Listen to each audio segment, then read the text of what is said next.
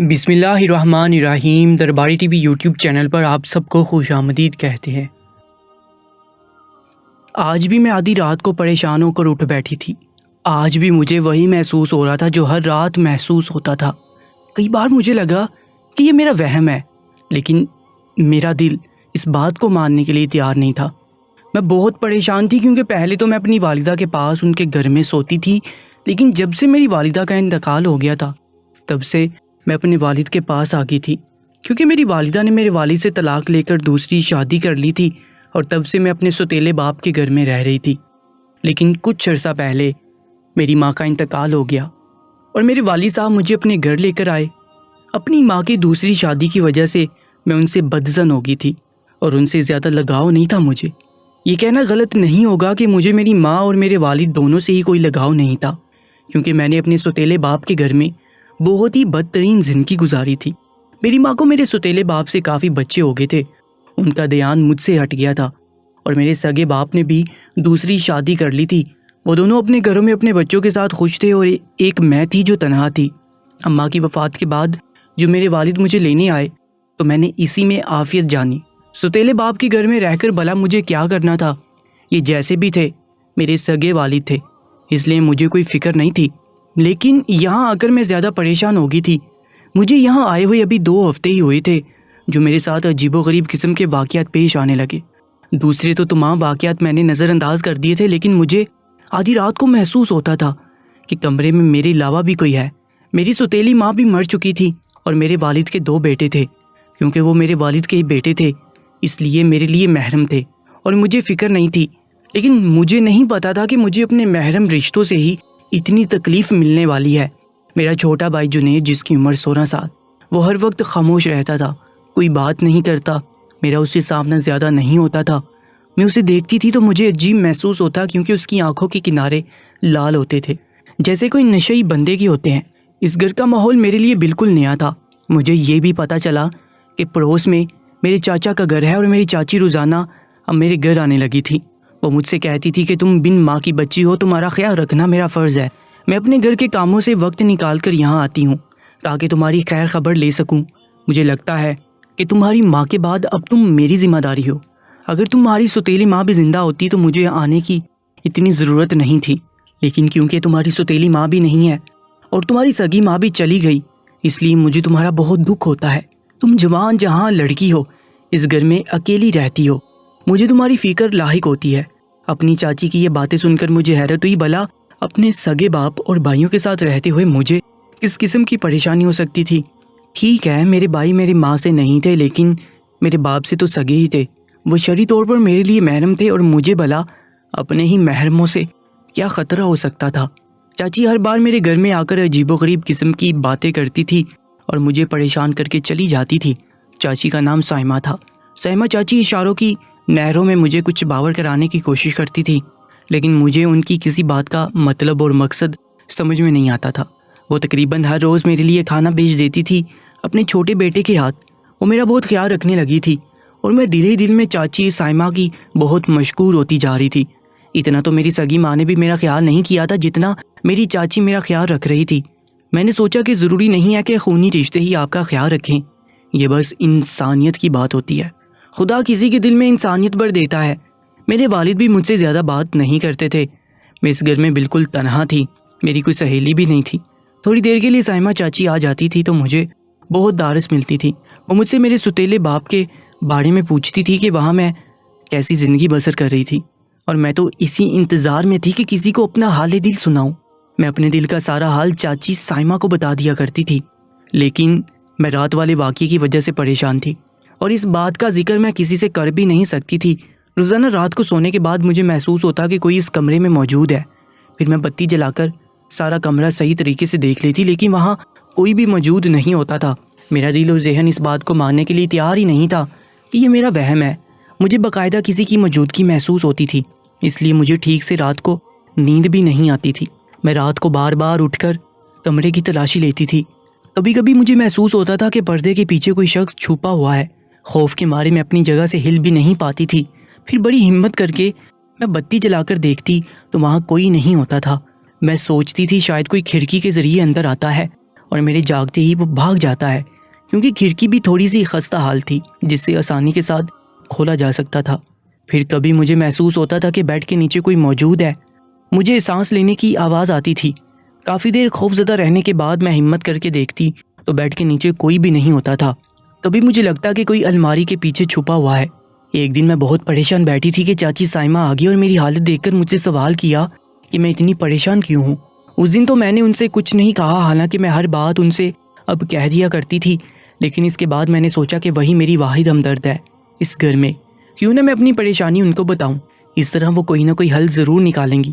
یہی سوچ کر اگلے دن میں نے ساری بات سائمہ چاچی کے گوش گزار کر دی تھی۔ میری بات سن کر وہ حیران ہو گئی۔ پھر انہوں نے ادھر ادھر دیکھا جیسے کہ ایک رازدارانہ گفتگو مجھ سے کرنا چاہتی ہو۔ مجھ سے پوچھا کہ تمہارے والد گھر پر ہیں؟ میں نے کہا نہیں، وہ بازار گئے ہیں سبزی لانے کے لیے۔ میری بات سن کر وہ سوچ میں پڑ گئی اور پھر میرے کان میں ایسی بات بول دی جسے سن کر میرے رونگٹے کھڑے ہو گئے۔ میں نے ان سے کہا کہ ایسا نہیں ہو سکتا، لیکن انہوں نے کہا کہ یہ حقیقت ہے۔ ان کے جانے کے بعد میں کافی دیر تک ان کی باتوں پر غور و فکر کرتی رہی۔ میں کسی نتیجے پر نہیں پہنچ پا رہی تھی۔ مجھے لگا کہ سائمہ چاچی سچ نہیں بول رہی ہے، ضرور دال میں کچھ کالا ہے۔ لیکن اگلے ہی دن میرا خیال غلط ثابت ہو گیا۔ جب میں صبح چائے بنانے کے لیے کچن میں گئی تو دیکھا کہ میرا چھوٹا بھائی جنید، جو کہ 16 سال کا تھا، وہ میرے کمرے سے نکل رہا ہے، اپنی آنکھیں موندتے ہوئے جیسے کہ ابھی نیند سے جاگا ہو۔ میں نے اسے روک کر پوچھا، کیا تم رات میرے کمرے میں سو رہے تھے؟ اس نے کہا نہیں، میں تو اپنے کمرے میں تھا۔ میں نے کہا کہ تم پھر میرے کمرے سے کیوں نکل رہے تھے؟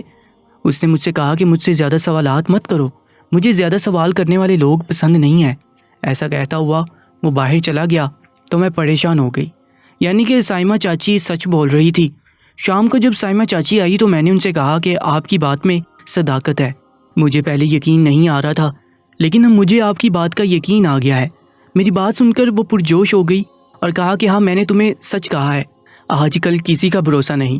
پھر انہوں نے مجھ سے کہا کہ میں تمہیں ایک ایسی ترکیب بتاتی ہوں، اگر تم اس پر عمل کرو گے تو تمہاری عزت بچ جائے گی، ورنہ اپنے ہی باپ کے گھر میں تم برباد ہو کر رہ جاؤ گی۔ میں نے ان سے کہا کہ مجھے بتاؤ مجھے کیا کرنا ہوگا، میں اپنی حفاظت کے لیے جو مجھ سے بن پڑا میں وہ کروں گی۔ لیکن آگے سے انہوں نے مجھے ایسی بات بولی جس پر عمل کرنا میرے لیے بہت مشکل تھا، لیکن انہوں نے مجھے ہمت دلائی اور مجھے کہا کہ مجھے ہر حال میں ایسا کرنا ہوگا۔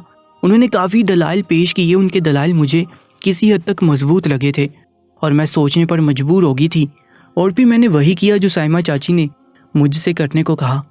اگلی ہی صبح میں نے بلا وجہ شور مچا دیا۔ میرا چیخنا چلانا سن کر میرے والد اپنے کمرے سے باہر آئے۔ انہوں نے مجھ سے استفسار کیا کہ میں کیوں چیخ رہی ہوں، تو میں نے ان سے کہا کہ آپ سے زیادہ تو میں اپنے ستیلے باپ کے گھر میں محفوظ تھی، یہاں پر مجھے خطرہ ہے، میری عزت محفوظ نہیں ہے، میں یہاں نہیں رہ سکتی ہوں، مجھے واپس جانا ہے۔ میری بات سن کر میرے والد صاحب کو غصہ آ گیا اور انہوں نے کہا کہ اب میں تمہیں ان لوگوں کے پاس نہیں بھیج سکتا، کیونکہ تمہاری ماں نہیں ہے اور وہاں پر مجھے کسی پر بھروسہ نہیں ہے۔ جب تک تمہاری ماں تھی تب تک مجھے تسلی تھی کہ تم اپنی ماں کے ساتھ ہو، اب جب کہ تمہاری ماں وہاں نہیں ہے تو پھر کیوں جاؤ گی تم؟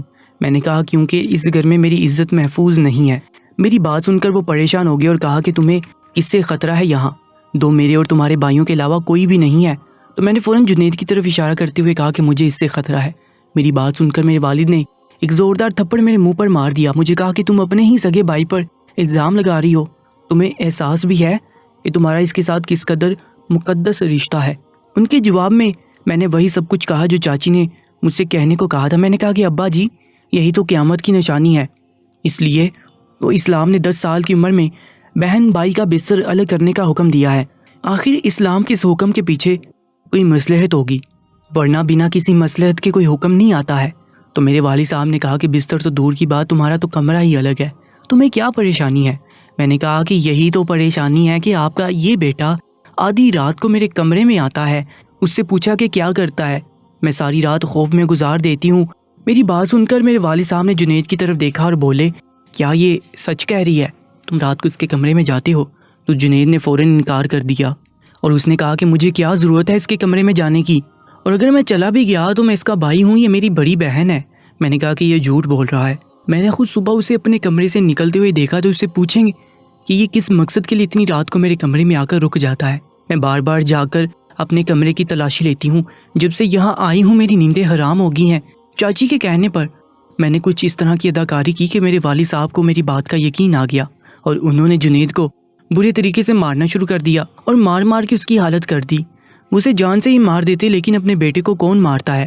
اس لیے انہوں نے جنید سے کہا کہ گھر سے نکل جاؤ، ساری زندگی مجھے اپنی شکل نہ دکھانا۔ اسی وقت چاچی بھی آ گئی اور وہ بہت خوش لگ رہی تھی، ایسا لگ رہا تھا اس کا کوئی مقصد پورا ہو گیا ہے۔ لیکن اس وقت میں سمجھنے سے قاصر تھی کہ میرے ساتھ کیا ہو گیا ہے۔ میرے والد صاحب نے جب جنید کو گھر سے نکال دیا تو میری چاچی نے مجھے شاباشی دی اور کہا کہ تم نے بہت اچھا کیا ہے، لیکن نہ جانے کیوں جلدی کی بات ماننے کو آج بھی میرا دل نہیں کر رہا تھا۔ شک کا بیج جو بھی وہ میرے دل میں بونا چاہتی تھی وہ میرے اندر جڑ نہیں پکڑ رہا تھا۔ جس دن جنید کو گھر سے نکالا گیا اس رات میں اپنے کمرے میں آئی تاکہ میں سکون کی نیند سو سکوں۔ مجھے لگ رہا تھا کہ وہ جنید ہی ہے، کیونکہ میں نے اسے اپنے کمرے سے نکلتے ہوئے دیکھا تھا۔ نہ جانے آنے کا اس کا کیا مقصد تھا، لیکن اچھا ہوا کہ وہ اس گھر سے ہمیشہ کے لیے چلا گیا۔ مجھے اس بات کا کوئی بھی افسوس نہیں تھا۔ میں سکون سے سو گئی، لیکن اچانک ہی کسی آواز سے میرے نیند میں خلل پیدا ہوگی۔ میری آنکھ کھلی تو اندھیرے میں ایک سایہ سا مجھے نظر آیا جو بالکل میرے بیڈ کے قریب پڑا ہوا تھا۔ میں اٹھ کھڑی ہوئی اور خوف کے مارے چیخ مارنی چاہی۔ اس نے میرا ایک بازو پیچھے کی طرف لے جا کر مجھے قابو کیا اور میرے کان میں سرگوشی کے انداز میں بولا کہ اپنے بھائی کو تو تم نے الزام لگا کر گھر سے نکلوا دیا، یہی تو میں چاہتا تھا۔ وہ اور بھی نہ جانے کیا کچھ بول رہا تھا، لیکن میری سمجھ میں کچھ نہیں آ رہا تھا کہ وہ کون ہے اور کیا چاہتا ہے اور کہاں سے آیا ہے۔ وہ کیوں میرے بھائی کو نکلوانا چاہتا تھا؟ اس بات کے پیچھے اس کا کیا مقصد تھا؟ میں سمجھنے سے قاصر تھی۔ میرا اس وقت اپنی عقل پر ماتم کرنے کو دل چاہ رہا تھا۔ کیسے میں چاچی کی باتوں میں آ کر اپنے ہی بھائی پر اتنا بڑا الزام لگا کر اسے گھر سے نکلوا دیا۔ میں سوچ رہی تھی کہ چاچی نے میرے ساتھ ایسا کیوں کیا، اور یہ شخص کون ہے جو آدھی رات کو میرے کمرے میں آیا ہے، یعنی کہ یہی وہ جو روزانہ آتا تھا اور وہ اتنا شرارتی تھا کہ کمرے سے غائب ہو جاتا تھا، لیکن وہ کھڑکی کے ذریعے سے آتا تھا یا پھر کوئی اور چور راستہ تھا اس کمرے میں جس کا مجھے علم نہیں تھا۔ بڑی مشکل سے اس نے میرے منہ سے ہاتھ ہٹایا تو میں نے سوال کیا کہ تم کون ہو؟ میرے سوال پر وہ ہنسنے لگا اور کہا کہ میں تمہاری سائمہ چچی کا بیٹا ہوں۔ تمہارے باپ نے میرا اور ماں کا جائیداد میں سے حصہ بیچ کر کھا لیا ہے۔ ہمارا ایک پلاٹ تھا جو میرے دادا جی نے ہمارے نام کیا تھا، جسے تمہارا باپ ہڑپ کر گیا، اور جو بچی کچی ملکیت تھی وہ جنید اور اپنے بڑے بیٹے کے نام کرتی۔ تمہارا باپ اور بھائی قصوروار ہیں، تو ایسا کیسے ہو سکتا تھا کہ ہم سکون سے رہتے؟ جن بیٹوں کی خاطر تمہارے باپ نے ہمارا حق مارا تھا، آج اسی بیٹے کو تمہارے باپ نے دھکے دے کر گھر سے نکال دیا۔ تمہارے کہنے پر بے وقوف لڑکی، میں حیران ہوں کہ تم اتنی کم عقل ہو کہ اتنی آسانی سے میری ماں کی باتوں میں آ گئی۔ لیکن میرا بدلہ بھی پورا نہیں ہوا ہے۔ جنید گھر سے نکل گیا اور تمہارے بڑے بھائی کے ساتھ بھی کوئی نہ کوئی حادثہ پیش آئے گا، اور آج رات تمہاری عزت بھی محفوظ نہیں رہے گی۔ ایسا کہتے ہوئے اس نے مجھے دھکا دیا اور میں لڑکھڑاتی ہوئی بیڈ میں جا گری۔ اس سے پہلے کہ وہ میرے ساتھ کچھ غلط کرتا، میں نے سامنے پڑا ہوا گلدان اٹھایا اور زور سے اس کے سر پر مار دیا۔ وہ گلدان کافی بھاری تھا اور میرا حملہ اتنا اچانک تھا کہ میں نے مارا بھی بہت زور سے تھا۔ اس کے سر سے خون بہنے لگا۔ وہ اپنا سر پکڑ کر وہیں پر بیٹھ گیا۔ فوراً باہر کی طرف بھاگی اور اپنے باپ اور بڑے بھائی کو جگایا۔ انہوں نے کہا کہ مجھے چاچی سائمہ نے اپنے مقصد کے لیے استعمال کیا ہے۔ وہ آپ لوگوں سے بدلہ لینا چاہتے ہیں، اور اس کا بیٹا میرے کمرے میں مجھے نقصان پہنچانے کے لیے آیا ہے۔ آ کر اپنی آنکھوں سے دیکھ لیں۔ میری بات سن کر تو باپ اور بڑے بھائی کو غصہ آ گیا اور وہ کمرے کی جانب بھاگتے دیکھا تو وہاں سر پکڑ کر سائمہ چاچی کا بیٹا بیٹھا ہوا تھا۔ شاید اس کا سر چکرا رہا تھا اور وہ اٹھ نہیں پا رہا تھا۔ میرے بھائی نے اسے دیکھ کر ہی مارنا شروع کر دیا۔ وہ تو پہلے ہی زخمی ہو چکا تھا۔ میرے بھائی نے مار مار کر اس کی درگت بنا دی، اور میرے والد صاحب جا کر سائمہ چاچی کو جگا کر لے آئے اور کہا کہ تمہارا بیٹا میرے گھر میں آدھی رات کو گھس آیا ہے اور تم نے میری ہی بیٹی کو فرگلا کر میرے بیٹے کو گھر سے نکال دیا۔ والد صاحب کی بات سن کر سائمہ چاچی پھٹ پڑی اور کہا کہ تمہاری اپنی بیٹی بد کردار ہے، یہ روزانہ رات کو میرے بیٹے کو کمرے میں بلاتی ہے، اور الزام اس نے جنید پر لگایا۔ میں نے اسے کچھ نہیں کہا، یہ لڑکی خراب کردار کی مالک ہے۔ سائمہ چاچی میرے خلاف اپنے منہ سے زہر اگل رہی تھی اور میں حیرت سے ان کا چہرہ دیکھ رہی تھی۔ کاش کہ مجھے پہلے عقل آ جاتی، لیکن خدا کا شکر ہے کہ ہم لوگ بڑے نقصان سے بچ گئے۔ میرے والد صاحب نے پولیس کو فون کیا۔ پولیس یہاں آئی تو اس سے کہا کہ یہ لڑکا ہمارے گھر سے کچھ چرا کر بھاگ رہا تھا۔ پولیس نے سائمہ چاچی کے بیٹے کو حراست میں لے لیا اور وہ جیل چلا گیا، اور میرے والد صاحب نے اتنی دفعات اس پر لگائیں کہ اس کا باہر آنا مشکل ہو گیا تھا، کیونکہ میرے والد صاحب ایک وکیل تھے۔ ان کے لیے یہ سارا معاملہ آسان تھا، اور وہ جنید کو واپس لے آئے تھے، اور میں نے بھی جنید سے معافی مانگ لی۔ سائمہ چاچی رو رو کر میرے والد کی منتیں کر رہی تھی کہ اس کے بیٹے کو چرائیں، لیکن میرے والد صاحب کسی طور نہیں مان رہے تھے۔ میں نے بھی کہا کہ اس کی آزادی معاشرے کی ہر لڑکی کے لیے خطرہ ہے۔ میں نے اپنے والد صاحب سے پوچھا کہ کیا واقعی انہوں نے ان لوگوں کا حق مارا ہے؟ تو میرے والد صاحب نے کہا کہ وہ ساری جائیداد ان کی اپنی تھی جو انہوں نے اپنی محنت سے بنائی تھی، اور یہ لوگ بلا وجہ اسے دادا کی جائیداد سمجھ کر ہم سے دشمنی کیے ہوئے ہیں۔ میرے والد صاحب نے تمام کاغذات اور ثبوت مجھے دکھائے جن سے ثابت ہو گیا کہ وہ ساری ملکیت میرے والد صاحب کی تھی۔ سائمہ چاچی اور اس کے بیٹے کی نظر اس چھوٹی سی جائیداد پر تھی اور اسی کی وجہ سے انہوں نے ساری چال چلی۔